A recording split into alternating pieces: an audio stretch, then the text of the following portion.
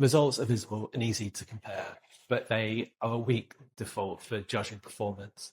We see this most obvious when BC points become the objective.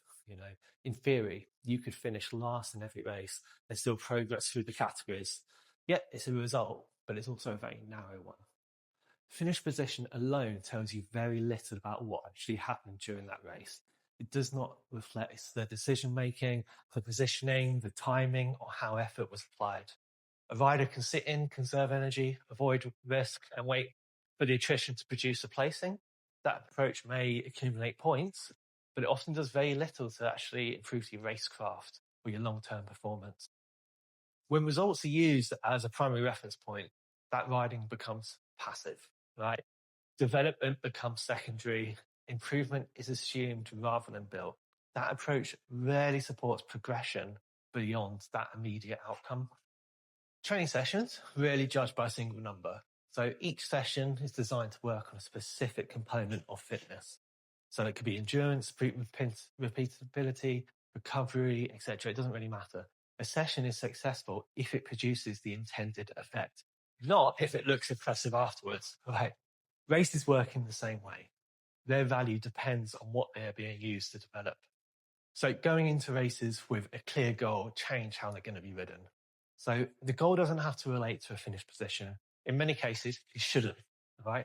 A race may be used to practice committing to moves, holding position in a faster bunch, riding aggressively, or staying engaged through the various selections that are made.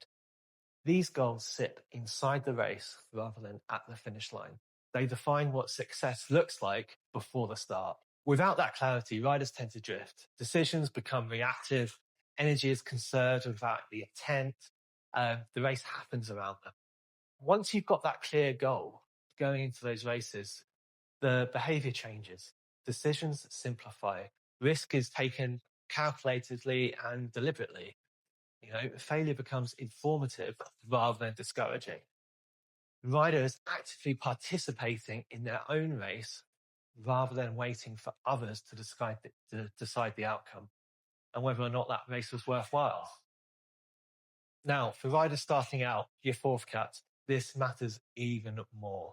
Those early races are rarely about results.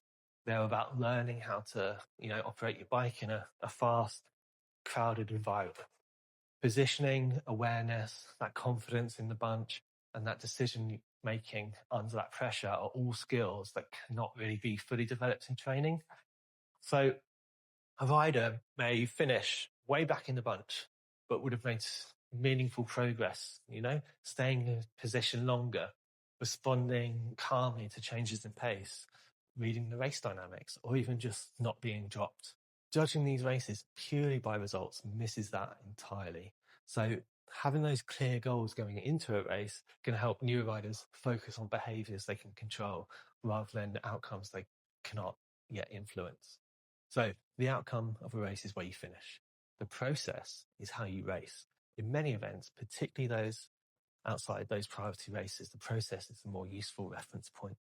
A reasonable result achieved passively may offer little long-term value. A poor result achieved through committed execution may move performance forward. Now, this distinction becomes clearer when races are viewed as part of a broader season rather than isolated tests. So, 2017, I won a Cat 2 free circuit race on a Saturday.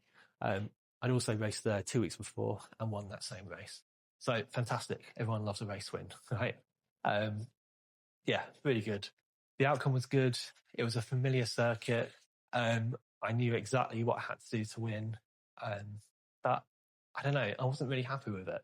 I didn't do anything different. Now, the following day, I went up to Essex. I raced in that B. I didn't win, okay? But it was a faster field. It was a stronger field. I was only a third cat, I think, at the time. I rode across to that winning break. The second race, it demanded more from me. Better positioning, timing, and that willingness to commit and actually test myself. The goal going into that race for me was simple. It was just to see what I could do. Now, having that goal shaped every decision I made. When to move, commit, when to accept the risk. Now, on paper, it wasn't a win. The result was worse. I think I came 6th or 7th. I got dropped by the break in that final few hundred meters, but the performance was better.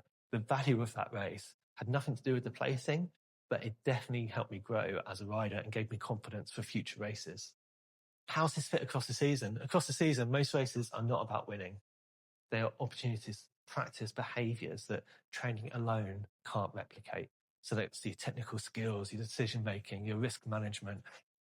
When goals are defined in advance, races stop competing with training and start supporting. Reflection becomes clearer, confidence becomes more stable, and adjustments become less reactive. So in my previous video on targets, races were prioritized as A, B, or C. That hierarchy matters here, okay?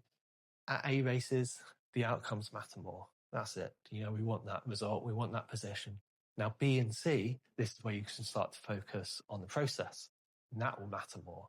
So applying the same success criteria to every race ignores the role within the season, and it leads to poor interpretation. Purpose before placings. We are going to lose far more races than we ever win, guaranteed. But that does not mean that most races are set up to be failures. Races, they're environments. What they give back depends on what you decide to practice inside them. Just as training sessions target different components of fitness, races can target different components of performance. Give them those clear goals. It gives those races purpose, and that purpose shapes behaviour, and that behaviour shapes development. Process goals, outcome goals, come up with your own goals, and you'll see that even when there isn't a result on paper, you've still got that win. Thank you.